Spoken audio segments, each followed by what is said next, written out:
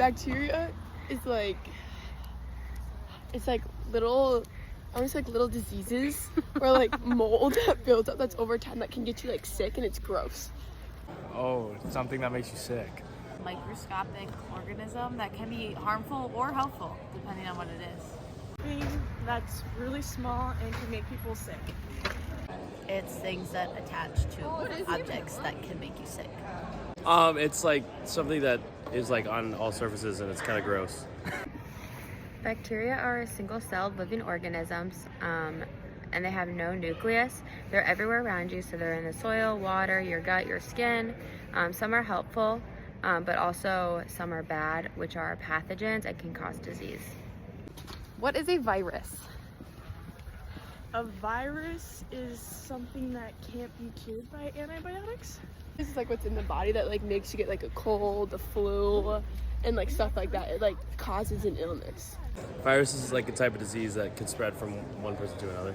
The thing that comes to mind is COVID. So something that like can make you sick, affect your immune system.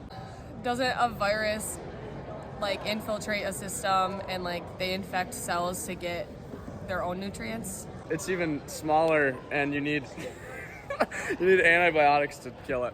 A sickness that you can carry and give to others. Viruses are tiny infectious agents, and they're not considered fully alive. They're basically genetic material inside a protein coat, and they cannot reproduce by themselves. And some examples of viral infections include the common cold, the flu, COVID-19, HIV, chickenpox. What do you think of when someone says E. coli? Ugh. I think of lettuce and like how it's a bacteria that you can get from certain foods that makes you have like a stomach problem. Like poop. Food disease, or like what you can get if you eat bad food. I think of a tiny green cell. E. coli is a species of bacteria that lives in the intestines of humans and animals.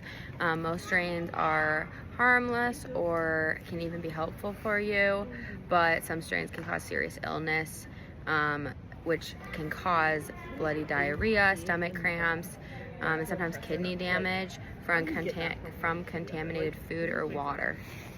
Why is the overuse of antibiotics bad? Oh, overuse. Oh, because you can build up your immunity to them.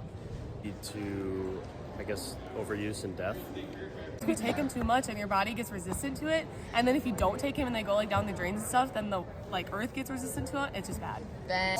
Viruses adapt to the antibiotics and create like a resistance. If you overuse them, do they not work anymore? Because your body then will come like resistant to it and get used to it, so it doesn't really do anything.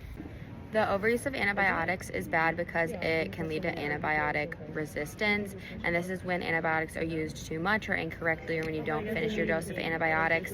The bacteria will learn to survive and adapt and become strong, so then these survivors will become resistant basically, and then when you try to use the antibiotic, they will no longer work on your bacteria. And then resistant bacteria can spread to other people and make infections a lot harder to treat by having to like go through different antibiotics, and a lot more expensive. Would you use antibiotics for a cold?